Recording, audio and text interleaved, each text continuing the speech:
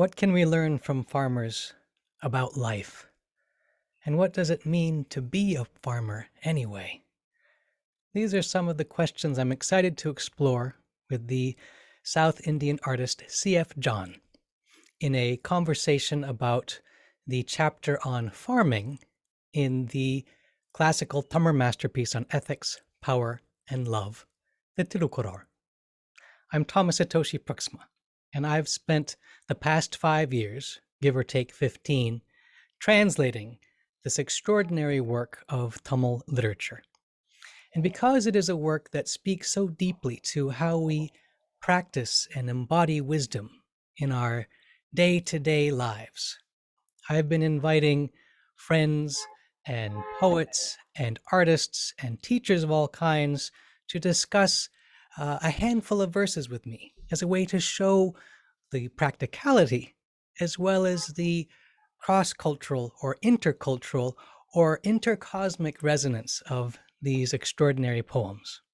It's a particular delight to be here today with a longtime friend of mine, C.F. John, whom I first met, I realized, more than 20 years ago, and with whom I have been in conversation for more than 16 years. We have written not just one, but several books together. One which has been published in India, Body and Earth, Notes from a Conversation, as well as two more that we are in the process of preparing for publication, and we hope to make available in India and in the United States and beyond as well. There is so much that I could say about C.F. John, but I would most like you to meet him through his presence and through his words and through the glimmer that I know so well in his eye. I'm so proud and delighted to introduce you to C.F. John. Hi, I too very glad to be with my old friend. 22 years, I think, since we know each other, and being regularly in touch with, and very glad to share these thoughts with you. What I've done is I shared the chapter on farming with my friend. And there was a reason, there were several reasons that I was particularly interested in exploring some of these verses with C.F. John.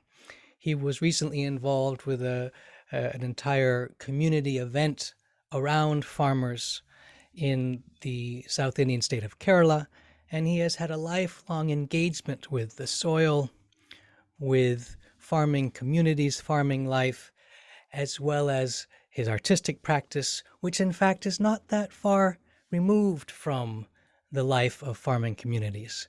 So I've shared this chapter with John and invited him to reflect on any verse or couple of verses that spoke to him. So my first question for you, John, is what of these verses, which of these verses came alive for you? The two verses that came, and in fact, all the 10 verses speaks a lot. But from that, two verses I feel kind of speaks about two aspects of the same thing. So for the convenience of sharing, I thought I would take those two. One is what 1035, and that it says that he who eats by his own hand does not beg and gives freely to beggars. I'll read that one So more time just for people to really yeah, tune in.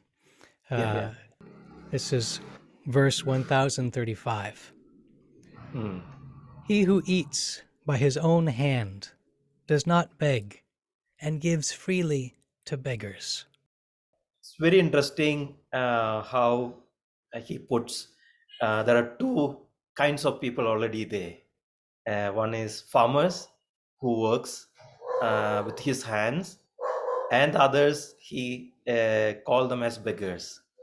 So this can be just oneself both at the same time and be a farmer, possibility of doing farming, at the same time not doing what we are supposed to do and become a beggar and live on the generosity of the one who works. So it is a constant call for our alertness to do what we supposed to do, and what we What is this alertness? And we often speak in different platform to be alert and alive. And what does this mean in this context? Oh, probably in any context. What we can be alert most is to alert to life and alert to all forms of life. It's not just human, which alert to everything that make possible for the existence of everything. And there each one contribute to each other. So when we talk about the farmers, it's very difficult today to speak because most people, I mean, today a lot of people do not know what farming is. It's so remote for there's it is not the situation particularly in India 50 years ago. Everybody knew, even if they don't do farming, they knew what the farmer is and what the farmer is doing. But today it has become so remote, and it's only, I mean, a lot of people still do farming, but the other people who don't do it, they have very little understanding of what farming is. But even if they understand what the farming is, it's a very different kind of an understanding. And it is considered just as doing something to produce food. So, and that doing something to produce food again further reduced to some kind of a technical uh, a way of applying something to the soil, manure or pesticide, or certain something precisely. Even people talk about a computerized system and does it using a computer, so you don't touch the soil at all. So it is a technical or mechanical way of producing food. So that is what a lot of people, particularly in urban areas, think about agriculture. But agriculture is not a technique of applying something to the soil for the food production, but it is a socio-cultural activity. And it is about soil, it is about seed, it is about moisture, it is about warmth, it is about the pest, it is about weed, it is about caring, it is about affection. And it is about community, it is about sharing, it is about living together. So anyone who work as a farmer, it means a lot more than producing food, but it's a deeper connection to everything that is. That is what today by and large we are losing from our mind, particularly the people who are not doing farming, and for the people who go for a monoculture.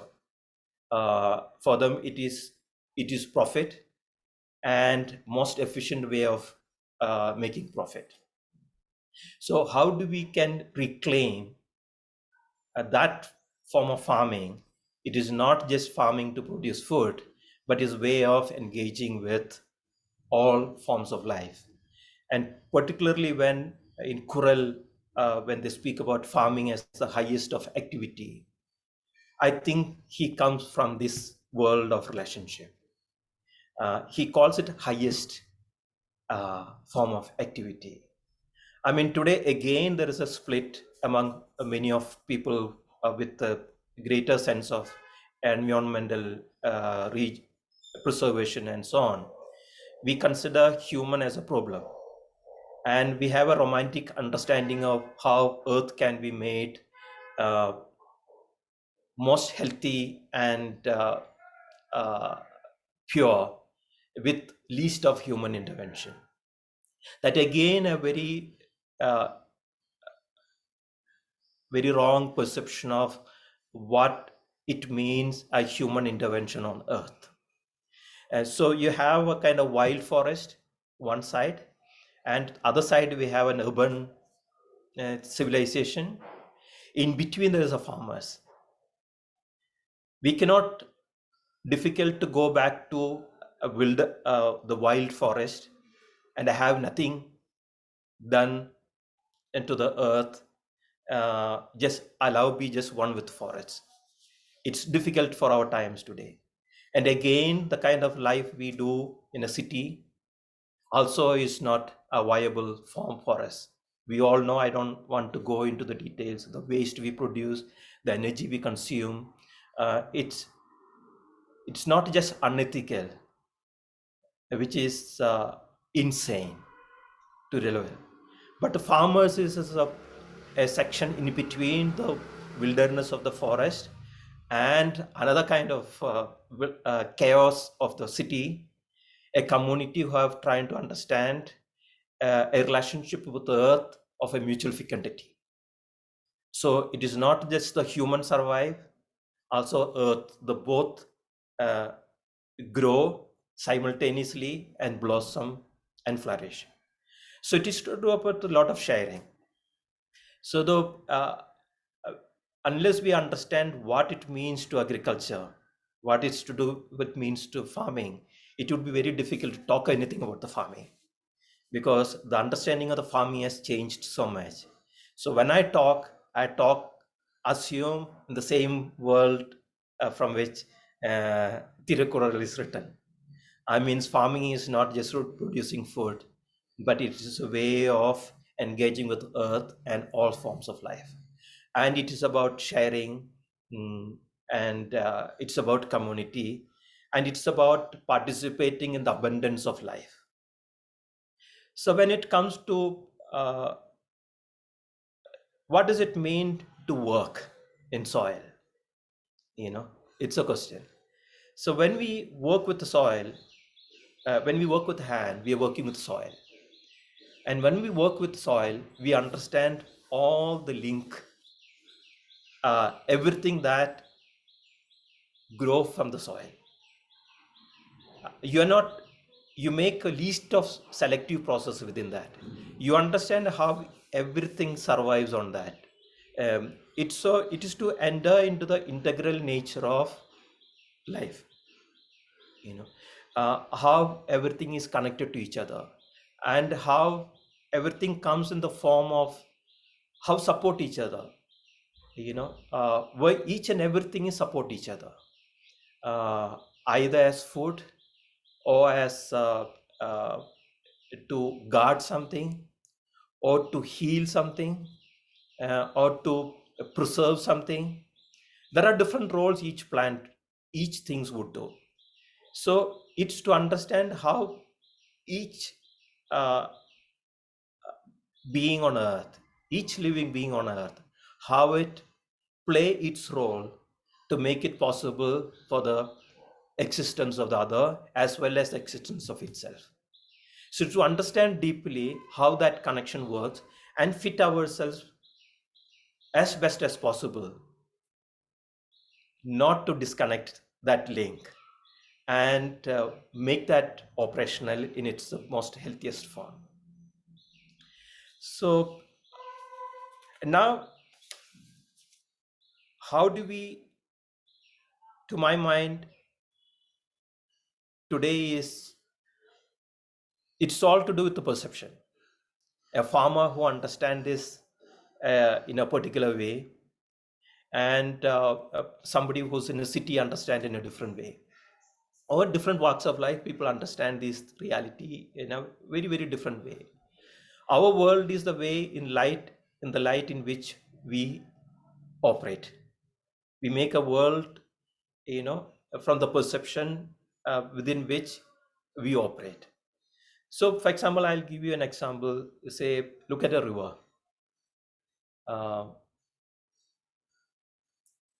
Say if it is a modern development engineer goes to see a river, what comes to his mind is the kind of quantum of water flows through the river in every second.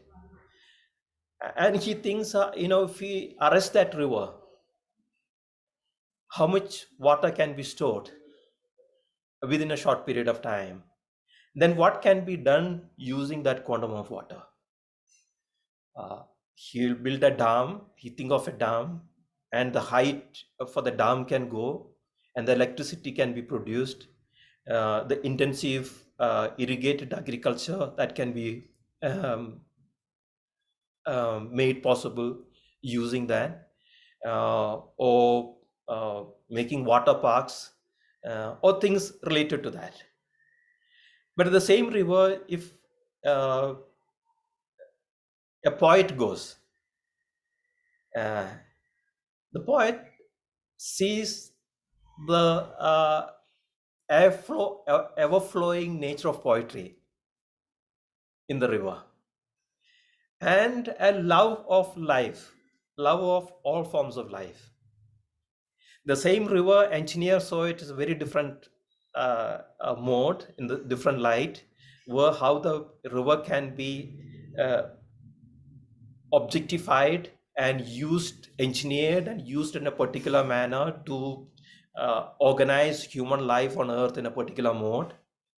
The poet, the same river, throws a different light to a poet to see how uh, that has become a symbol for all relationship on earth, and develop a love for the same thing.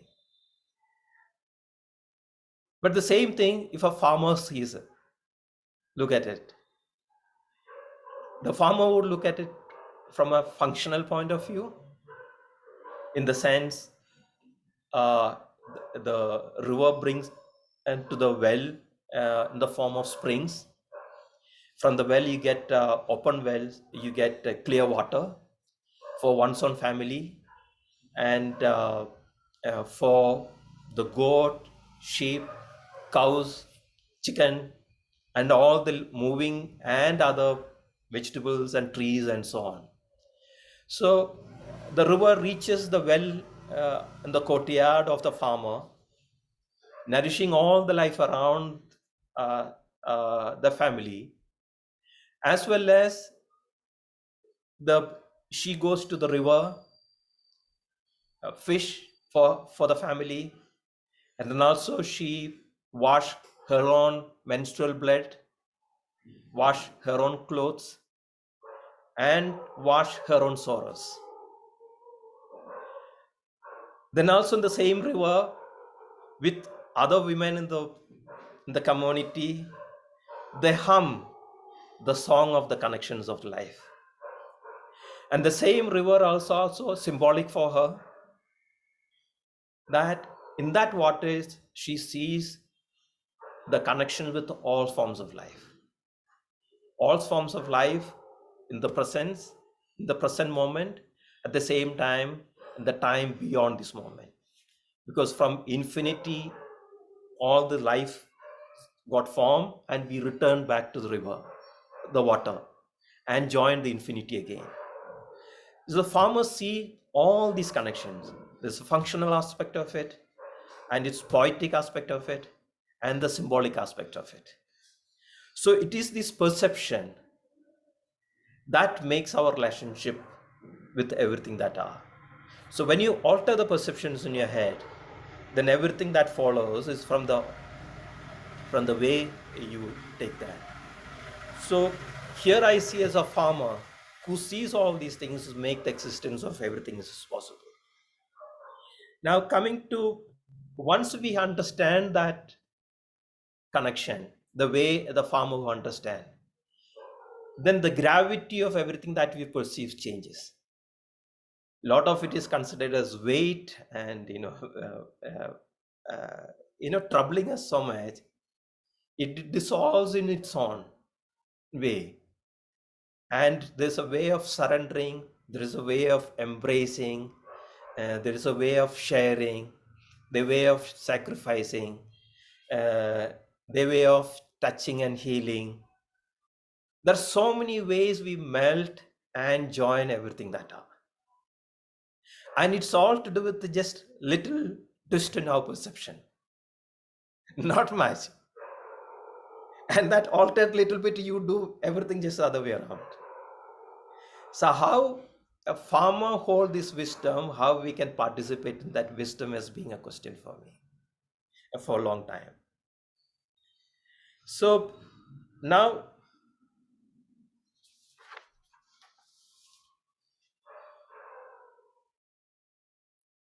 a farmer, he produces uh, fruits, vegetables, roots, various things. And the interesting part of it, which I have seen, is that because of this abundance which he share abundance of life which he understand, and in which abundance and generosity in which he participate in day-to-day life, he also shares these things.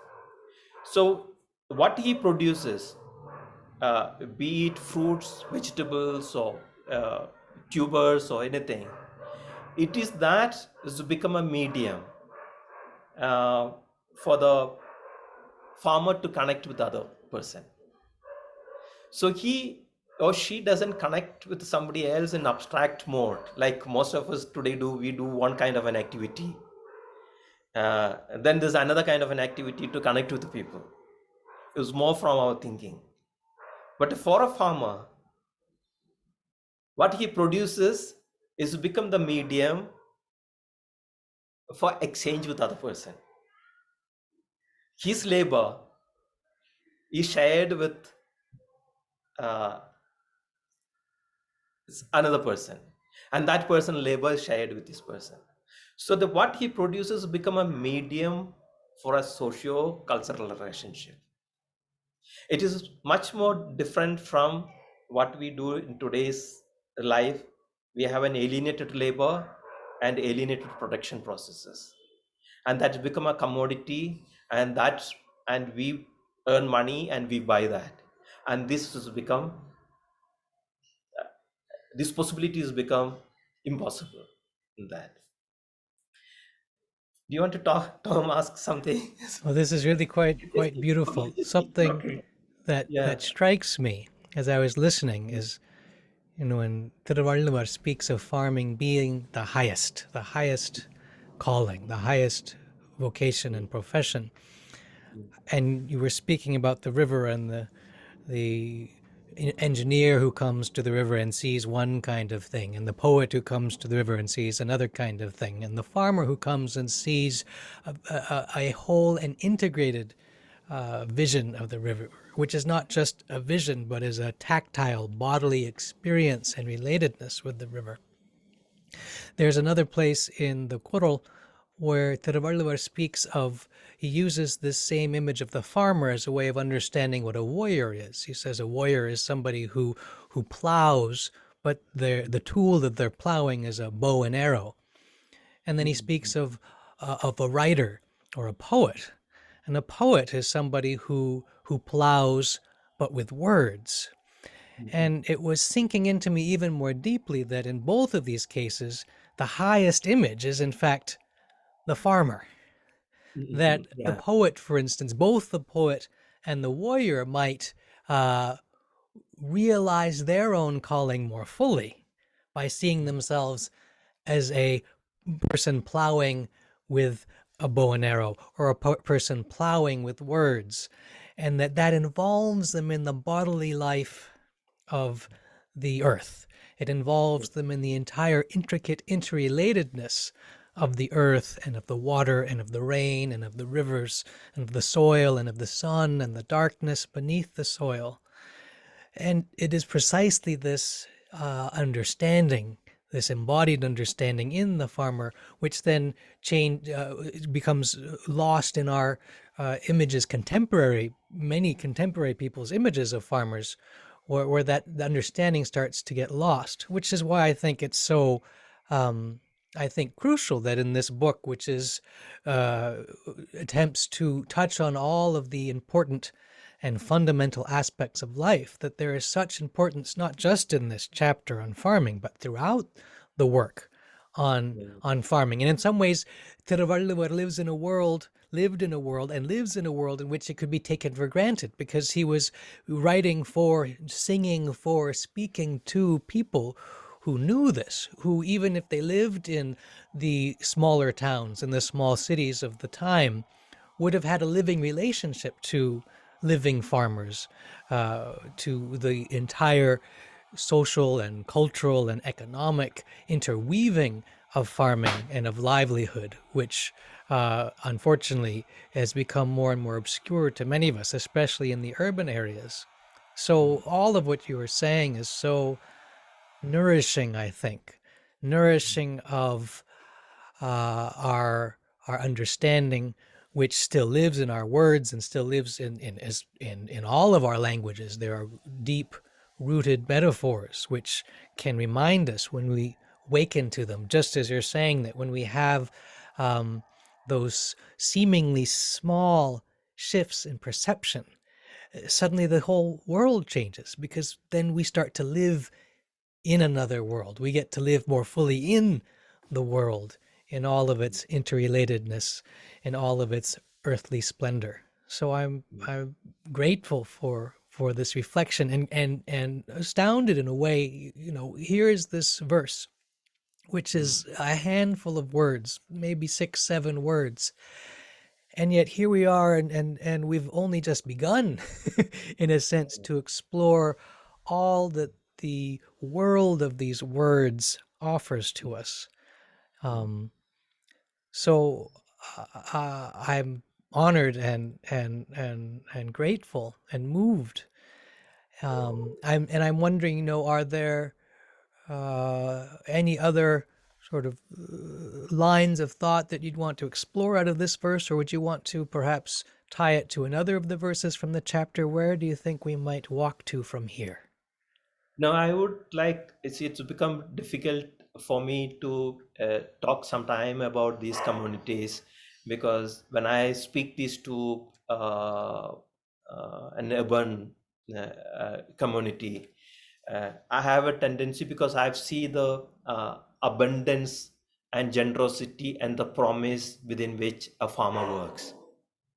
And it's not something of the past, even today.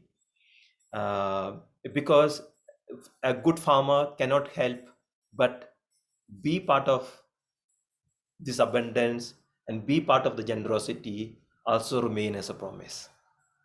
uh, and so I tend to speak uh, a lot about the generosity within which a farmer works. But I have come across people asking, "Mm, aren't there farmers who are cruel? Aren't there farmers who are greedy? Aren't there farmers aren't the same like anybody who does any other work in the city?" You know, um, this is very difficult to share uh, to people who do not know what a good farming, how a good farming community works. Because today I've seen it in the cities, like we do, as I said earlier, we do an alienated work and produce something as a alienated product, and that is a commodity, and we purchase those commodity, and that commodity does not have memory of the labor, does not have the memory of the material, it does not come from the world of a living system. It is just to something you purchase and to make up for our own thing. But a farmer, for him, everything, though it can certain level comes become a commodity, but still it's a memory of something, of the labor, of its interconnections, and of the community within which the farmer is part of it. Recently, I give you 2 3 examples that comes to my mind. uh, One, even recently, when I was at my native village, spending time with farmers, and mostly I was spending every day, I was spending a lot of time at the paddy field. And the paddy field next to our place, it's a rain-fed paddy field. It's not irrigated, so the water sometimes flood, sometimes there be less water. So this is not a controlled flow of water in the field. It's on natural system. It comes and flows into through the plots. So in India, I mean, people would think, in your place, people have hundreds of acres of land. So one whole field will be that one person's field. But here it would be like, people would have 1 acre, half an acre, 2 acres. So there's small plots. So there'll be plots one after other, owned by different people. So the water comes to this field is a common. It's God's grace, or whatever way, it's a natural way of its flowing. It's not controlled by a system. Then you need to have a greater understanding among the people, and understanding not only among the people but also about understanding about the requirement of each person, not as a rule, a law, but something which is genuinely you understand and you care about it. Only that makes that system possible to exist. So I've seen water coming in, and at areas when the water get flooded for more than say 6, 7, 8, 10 days or so, the paddy saplings get rotten. Uh, so I've seen that people are controlling. You have ridges, and you have an opening of the ridges from the water to flow from one plot to the other plot, and the people need to open it and close it to retain the water, open it to remove the water from your excess water from your plot uh, to the lower plots. So, and this is done with a great understanding, which surprised me. So I asked one farmer, what is the control system in which when you open the excess water from your plot into the next plot, what is the guiding principle for you to do that? So he very spontaneously said there are farmers who own say 10 or 12 plots. They may be next to that, there's another farmer who own only one plot or two plots. So it is very common there, the person who has got many plots, who at times hold the water protecting the plot next to it, of the one who has got one or two plots. Because this farmer think if he lost that one plot in which he is cultivating, he lose everything. But the farmer has got 10 plots. He's thinking, I can afford to lose one plot, but still I have other 8 or 9 plots.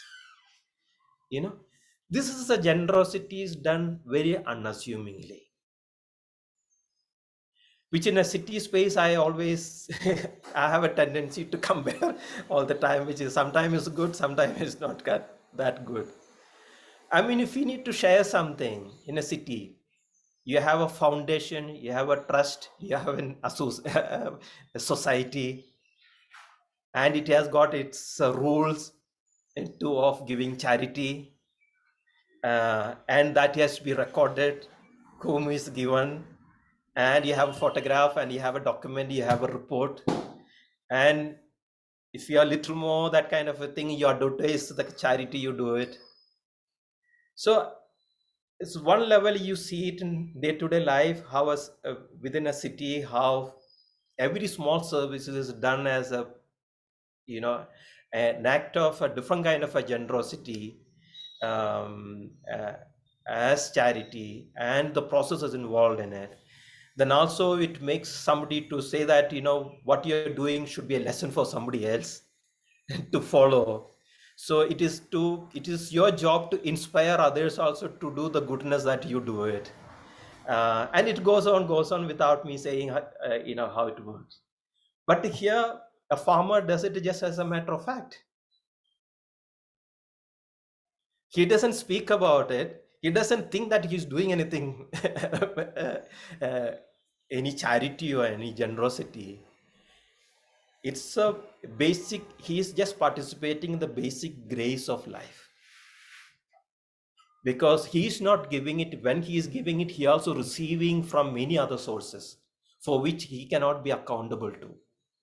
So the abundance of grace he receives to make every sapling in the field to grow in a proper way, from which he is holding something to protect someone's field, he thinks it's a natural flow of the grace.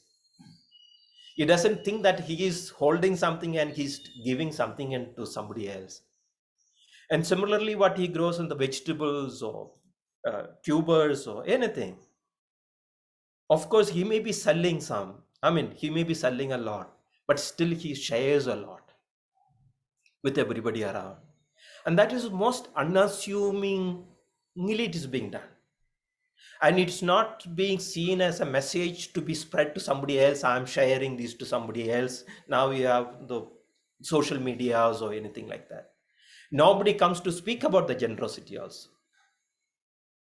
But in the city, you give something, then automatically there's a print media or other media to say that somebody is doing such a generosity. See the insanity of that kind of process of generosity when we take and we become the beggars and we give as a generosity. And often there is a say that we subsidize farmers. Actually, the farmers are subsidizing the other people who don't work in the natural system of life. How do we understand that? How the one who work within the system of life, within the cosmology of life, within the fabric of life, is the one continuously subsidizing the life of those who are not part of the system of a life. Only when we understand that we can enter that, and it's entering that is not a sacrifice, but is just to free ourselves and to enter a light moment of the generosity and abundance of life. There are a couple of my examples. I don't know if it times take. Recently, I was to one art college here nearby, Srishti School of Art and Design and Technology. So some of the students had gone to an island in Assam, in northeast of India, an island called Machuli, in the river of Brahmaputra. And they asked me if I could listen to the students from on their experiences of their time with the people in the island of Majuli in Assam. So they were sharing that why I'm coming to say it's not just farmers. Anyone who works with the land, understand the connections of the land, hold this feeling of generosity and participate in that process.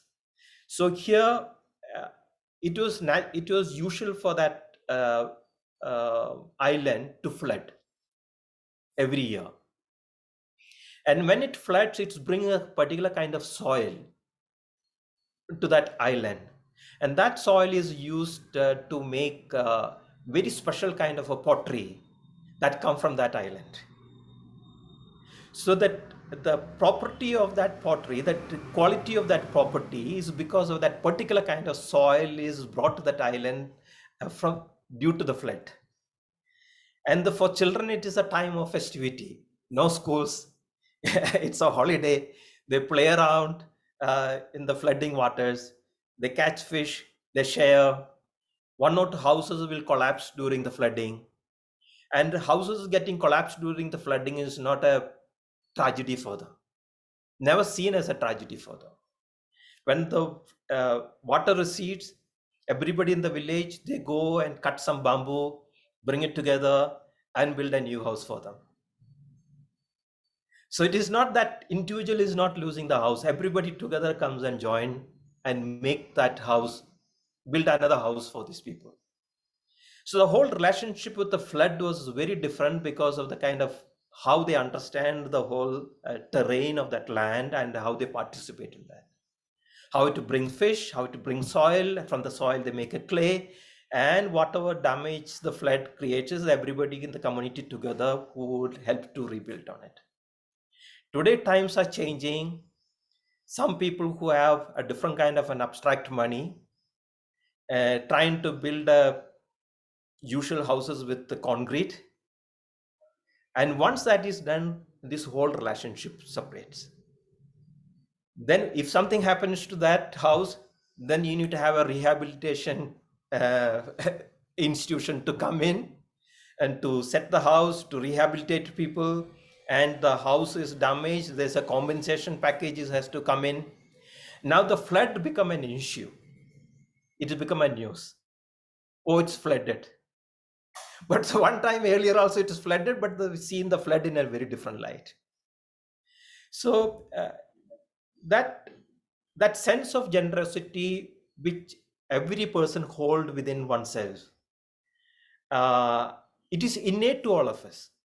even if you are not a farmer, because our natural, every spring has to flow in its own natural courses. Even if it is a rock, it cuts through the rock and reach the places it should reach. It is the nature of the springs to flow. That spring is within all of us, and it has just flow in its way.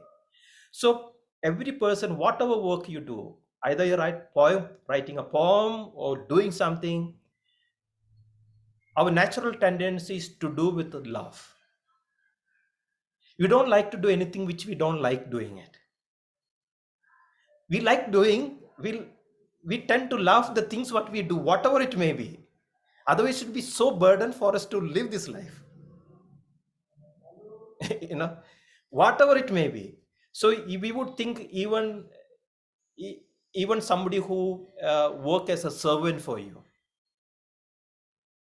help cleaning your house or help your gardening, even that person, though that person work as a laborer for you, that person like to do the work with sense of self-agency and love, because he need to get satisfaction from the work he does it. But what happens today is that with the greater sense of institutionalization, greater sense of rules and regulations, greater sense of somebody ordering and somebody is executing the order, you're removing that sense of self-agency, that sense of my love for the work that I do from that person. So we are living a time where people are taken away from people's heart that innate flow of abundance and doing work. Even if you're working for somebody else, do that with the love and generosity, is taken away from that heart in the process of making it a commodity, which is a mechanical process, or doing a service, which is a mechanical process. So it is not about the farmers, which every human heart, I trust, hold that desire to work from the generosity, work from that abundance, and work in generosity, and remain as a promise for somebody else. And we employ that person to work for us with our own narrowness of our mind. We cut that thread and make that person something other than that person is, which is narrowing that person to a small requirement. We need to do precisely the way we want that person to do it. But instead, if we leave to that person comes in a much greater sense of joy to us and become a promise and offering for us. And we deny those such an offerings. So it is not just the farmers, everybody around us have that same mind, but our systems make us not to function that. And it's where probably how we can learn from the wisdom. Farmers are the one who can, the context in which they are living in, showing these wisdoms, showing these possibilities, and how we can reclaim some of it for our own thing. So to how we can be fluid and flow into the nature of everything that are. Yeah. That's so beautifully said, John. I almost have no more words to speak. And I noticed as you were speaking about how all of us have this river within us. All of us have this possibility to be, in a sense, to be a farmer in whatever work we may be doing, even whether we are farming the earth, whether we are weaving, whether we are working in a city. And it gave me a new way to think about another of the verses from this chapter that I've thought about for a long time. The second verse in the chapter, Thiruvalluvar says, farmers sustain everyone not farming. They are the pin holding the world together. And that's the sort of verse that is true on so many levels.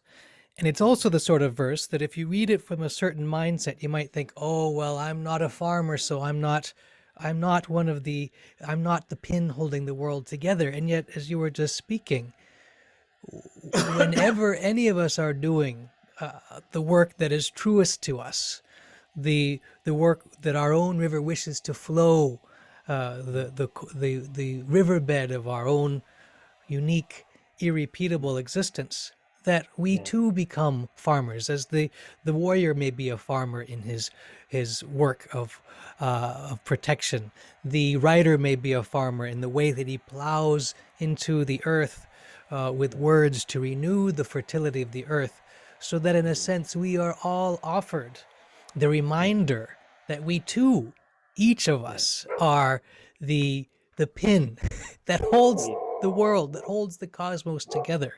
And so that a chapter on farming is really about a chapter on all of us, and a chapter on the deepest love in all of us. yeah, yeah, yeah. It is to flow in generosity, participate in the abundance, and remain as a promise. You know, and we think it is a sacrifice, but it's not a sacrifice. It is to become full blossom. And that's it. So now I go to the second verse, which probably uh, it brings a check in the whole process. That is inevitable aspect, which is 1039.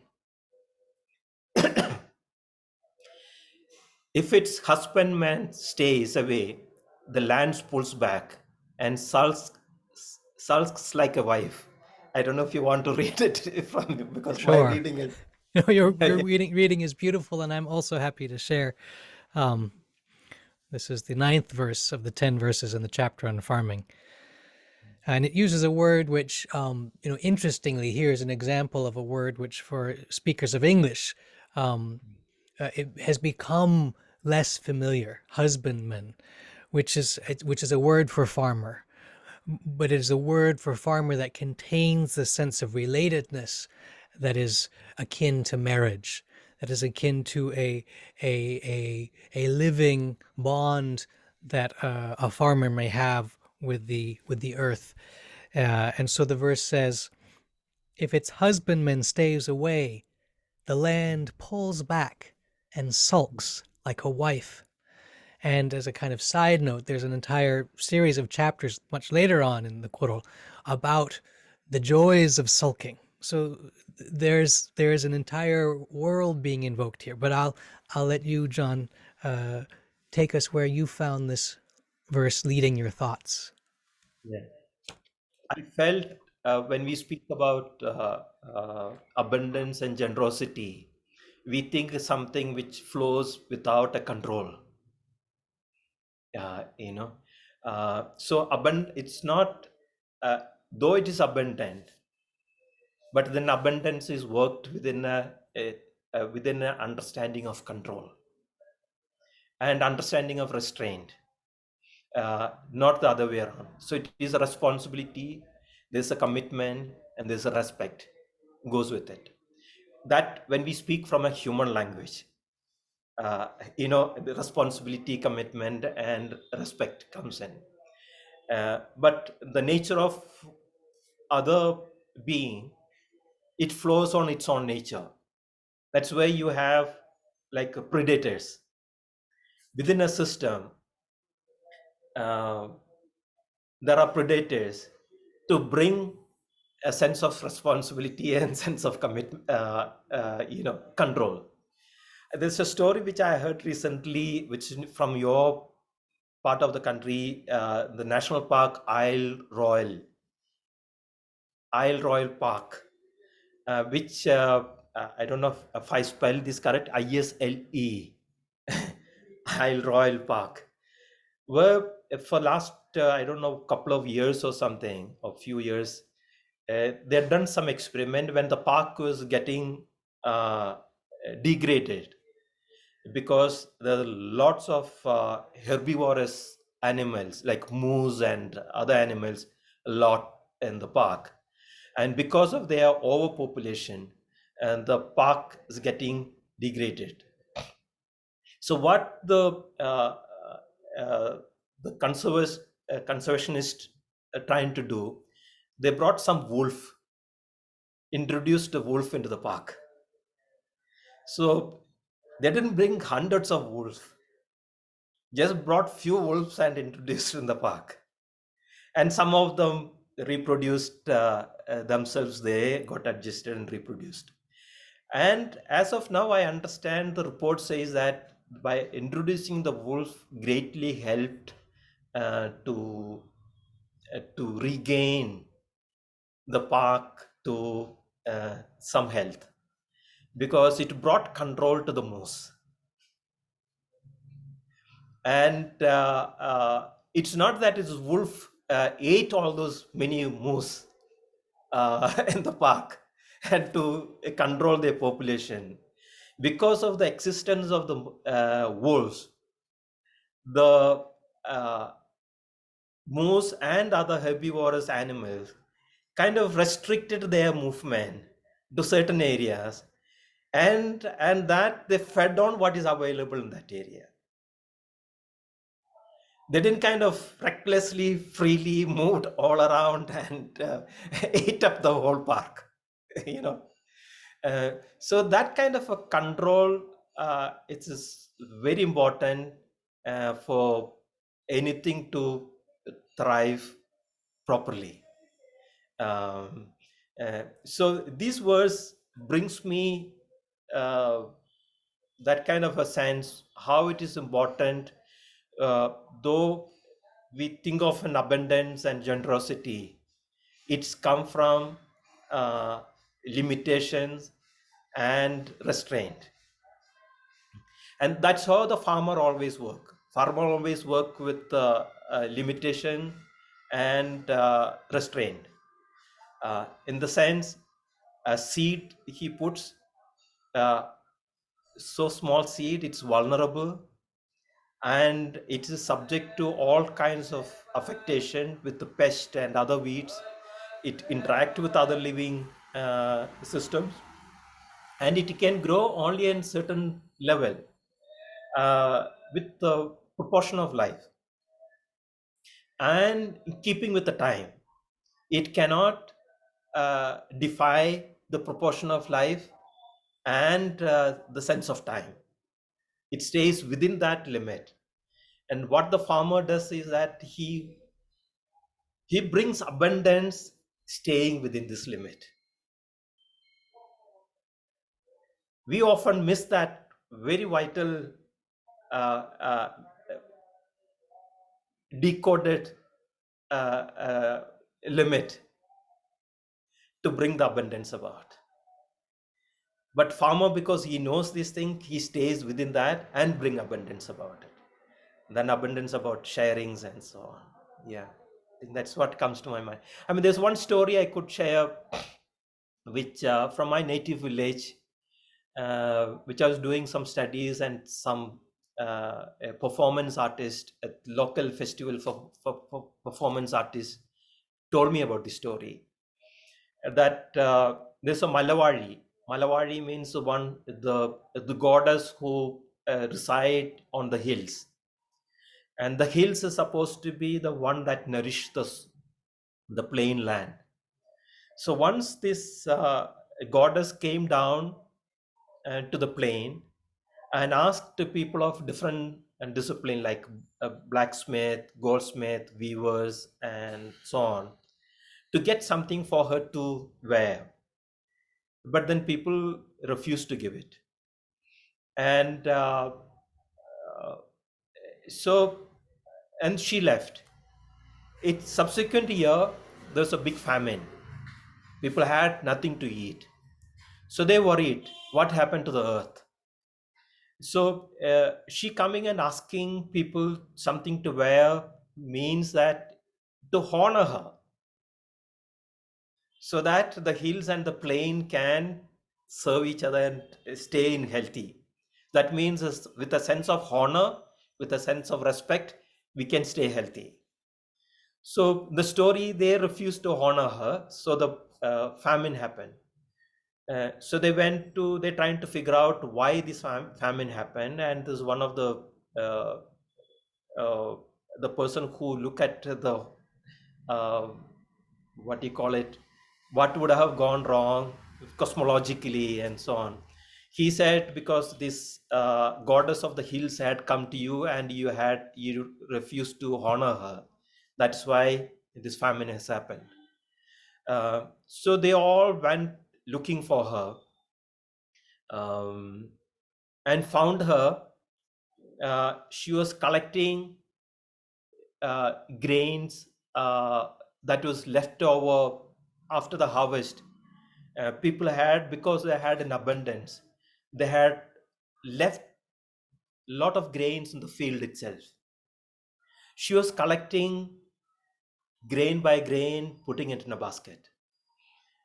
So they went and asked for forgiveness. So she saw them, and then she took them to a place. She roasted this paddy and took its husk and gave them as the most precious things to eat. The story that says that even in abundance, you need to care. You need to throw, you should not throw anything as waste. So it is not in a story, even during our childhood. uh, if we, after the harvest, there may be a few tons of grains of paddy we would have harvested. But when we collect, sweep and put it, gather, if there are few grains of paddy, maybe chicken would have, trying to figure out something, would have spilled out to outside the courtyard. The farmer would hand pick those grains and put it in the a lot of things, because it's not that it's a wealth in terms of money value. The farmer who sees in the grain, because farmer sees it is the gift of the mother earth. It is a sign of the abundance of life, which we should not uh, disrespect. We should honor every grain. That grain is enough to produce one whole field. So we should take it with care and put it there. And it's there in common day-to-day life of most of the farmers' life. Even when we eat rice, if there's a couple of grains falls from our plate, our mother would ask to hand pick it. She won't allow that to sweep using a broom, because hand pick it, I heard places there the mothers would ask them to eat that, even if it is fallen on the floor, because that's how we show respect to what is gifted by the earth. And such a fine respect to every grain that earth produced is that control which a farmer, within which the farmer lives. So when the harvest we take, whatever is paddy or any harvest we take, we don't segregate and throw away anything. Even smallest, if it's crooked, if there's no form, if it is eaten partially by a bird, whatever it may be, a farmer takes everything, because everything has a role to play in it. Nothing is being thrown as that.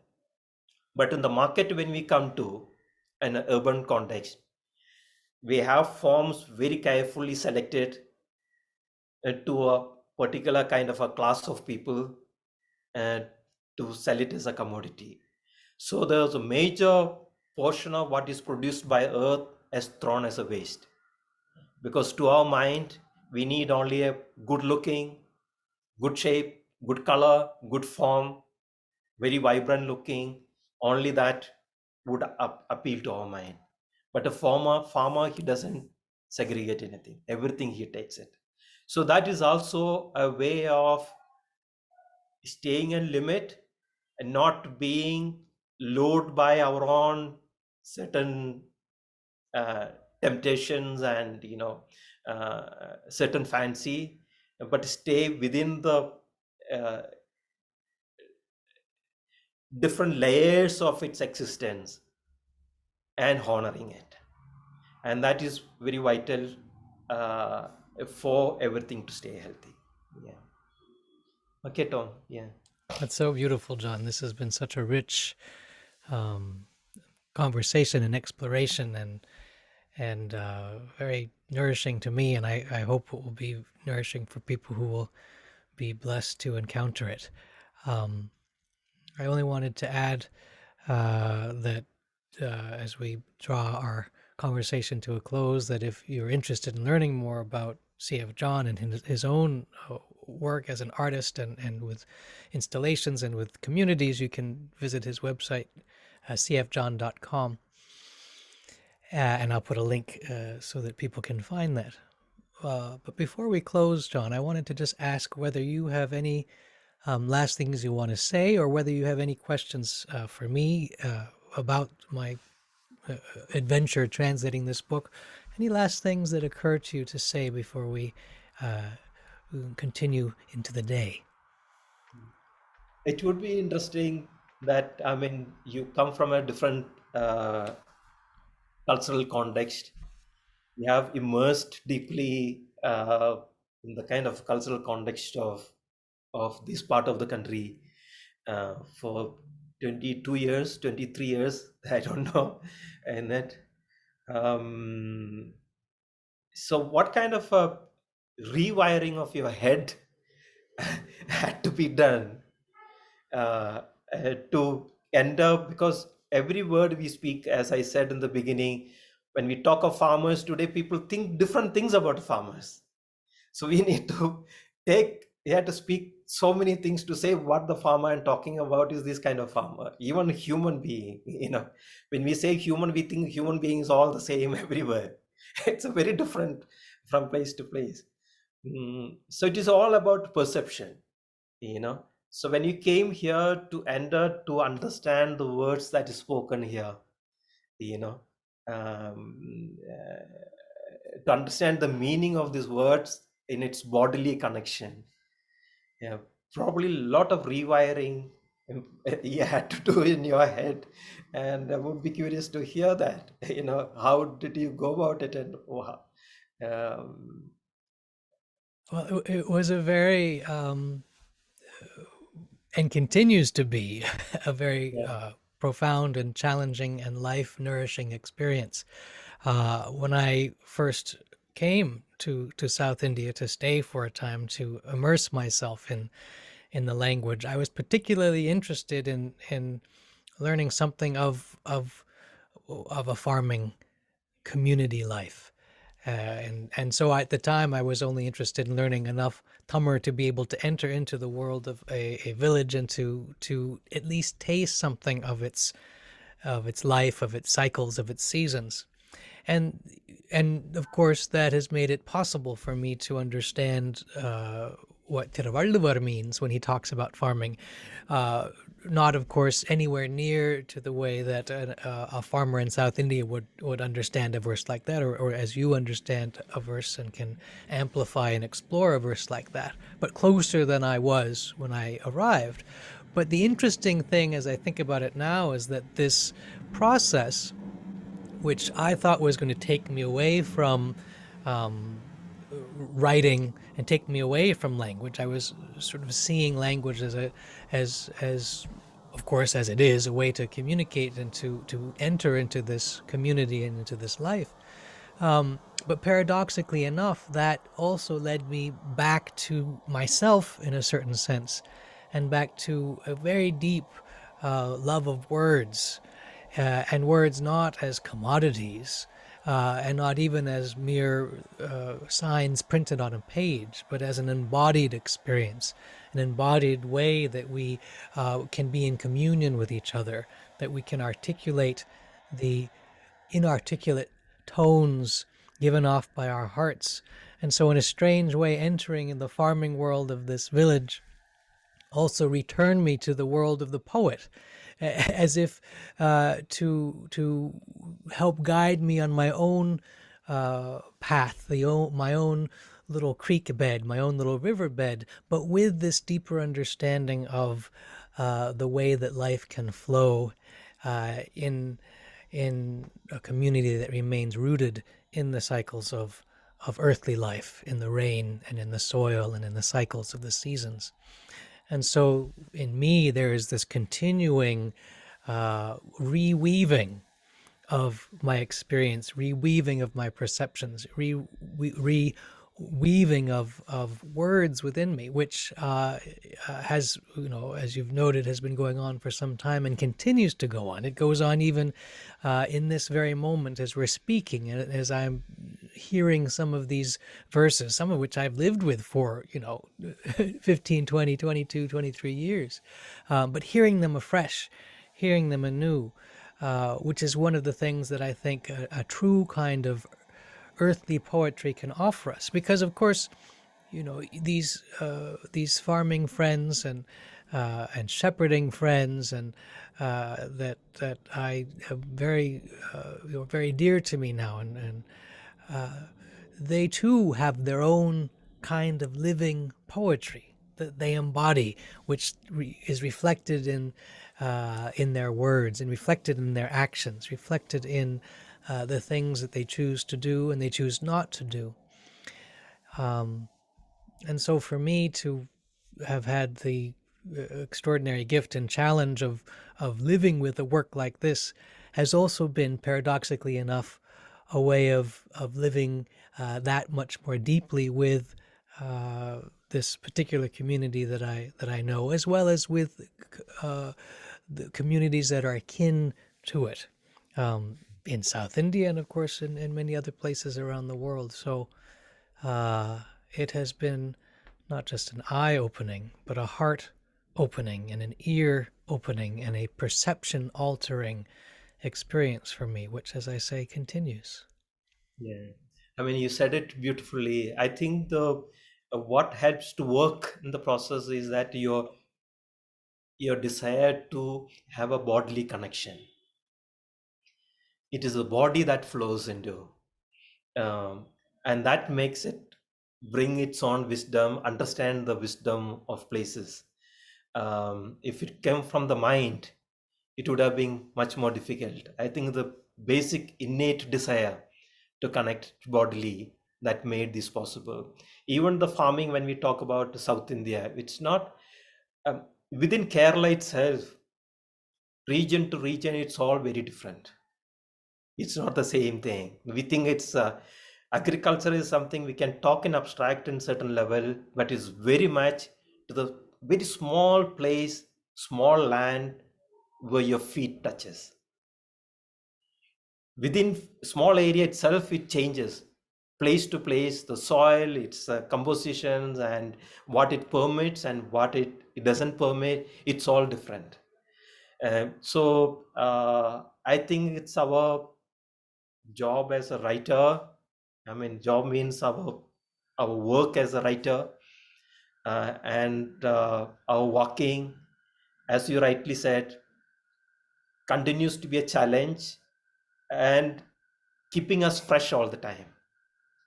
So within even my own village, it's not the same thing which was there 20 years ago. It's today when you look at it, it's different, and tomorrow it will be different. So it remained fresh, and that is what the nature of the body, and that should be the nature of the words which we use. Uh, when we knew the body from which the words comes, that word remain fresh all the time. And I think probably sharing of this is a desire to speak out the freshness of the body and invite us to go to the body, then staying in the word which we speak. Wouldn't be right? Yeah. I couldn't put it better, John. That is beautifully said and embodied. Yeah, yeah, And I'm so grateful that we've had this opportunity to speak and to be together in these yeah, embodied words. yeah. Thank you for inviting me to share these thoughts. Uh, Very happy. Thank you. I'm also very happy. So wonderful.